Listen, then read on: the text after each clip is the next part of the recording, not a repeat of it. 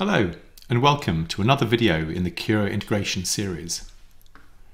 In this video, we'll look at why integrating best-of-breed systems makes great business sense. We'll look at how your Curo templates can be configured to manage e-signatures, and we'll introduce DocuSign, the leading e-signature service to deliver real-time savings. Technology has been proven to play an essential role in managing financial advice businesses and client relationships.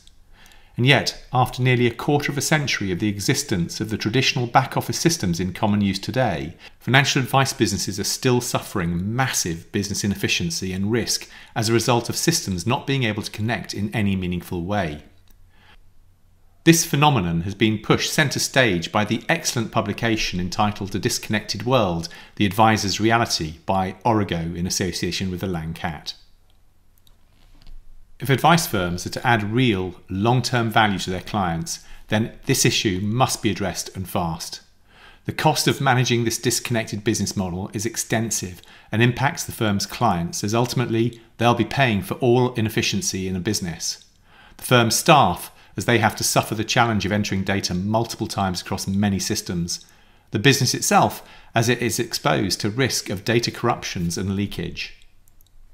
Curo, from Time for Advice, is the most modern practice management system available and is built on the multi-billion-dollar Microsoft Dynamics 365 CRM platform. It offers our clients an ability to connect any system that offers an API capability to Curo, which itself offers access to every field and all data contained within it via its own extensive API. Connecting best-of-breed systems via a seamless workflow in Curo allows firms to spend more time delivering the services that their clients value and less time on the activities that they don't. One area that is often referenced as a major obstacle to business efficiency is the signing of essential documents. In the early days of Time for Advice, when we too used to get our documents signed manually, we found the effort of chasing and cajoling clients to sign and return our contracts was a continuous source of frustration and business inefficiency. That all changed when we introduced Curo and DocuSign into our workflow, and now instead of taking weeks to get documents returned, often after many hours spent chasing for each document, our documents are often returned in minutes. So let's have a look at how this brilliant integration works. Our journey starts in the settings area of Curo, where we find the Curo management console. Curo is the default client reporting template solution that comes bundled with every Curo license. Entering this section of Curo opens up access to all of the report templates managed in one place. As you might expect, access to the entire settings and components within are restricted by user security permissions, but because I have full administration rights, I have unlimited access to the system. The first thing we need to do is understand how to add an e-signature to our Curo template. To start with, let's select the template that we want to add an e-signature to. In this example, we're going to select the company's client agreement. Having found the template, we need to open it in the Microsoft Word design mode. Once selected, the template will open in Microsoft Word and the associated dataset, mapping and Curo styles tabs appear. It's via these tabs that you can see all of the data fields available to the template, the mapped elements and the styles and formats to be applied to the fields when displayed in the final document. You'll see in the mapping view an element called Client to Signature. If we select this, then we'll be taken to the Custom Signatures area on the template, where we can see the Client 1 signature has not yet been applied. To add the e-signature field, we need to navigate to the Curo tab in the Word Template ribbon, where we'll find a button called e-signature. Selecting the button after making sure the cursor is where we want the field to appear adds the field to the template.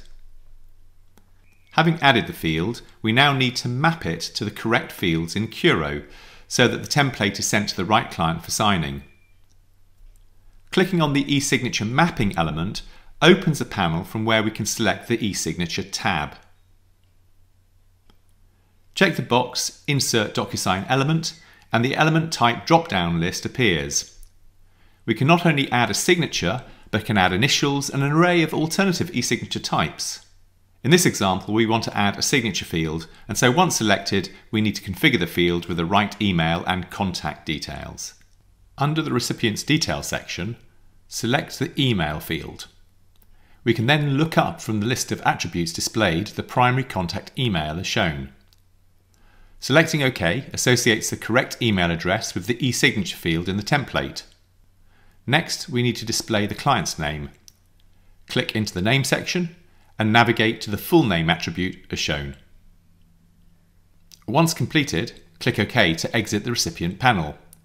We can now name the field. To do this, navigate to the General tab on the panel and rename the mapping name from e-signature to, in this example, Client 1 Signature. Once done, click OK to close the mapping panel. Having now created, mapped and named the field, we can commit the changes to the template.